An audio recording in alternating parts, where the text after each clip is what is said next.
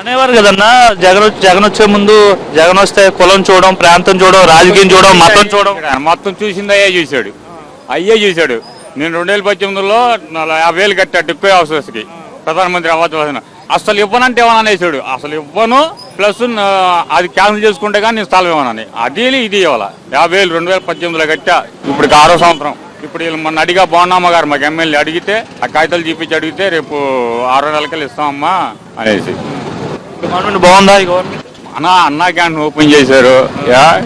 అన్నా క్యాంటీన్ 5 రూపాయలకు మంచిగా భోజనం జరుగుతుంది. చెప్పిన మన గ్యాస్ మాకే పడ్డాయన్నా.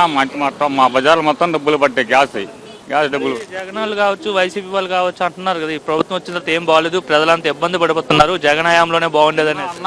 ఆయన ఒక మబ్బులో బతుకుతున్నాడు. వాళ్ళ మాటలు అనవసరం. అసలు ఆ ట్రాఫిక్ అనవసరం. ఆ జగన్ వైసీపీ పార్టీ వాళ్ళే కానీ ఆ జగన్ అన్న ఆయన ఒక మబ్బులో బతికేస్తున్నాడు.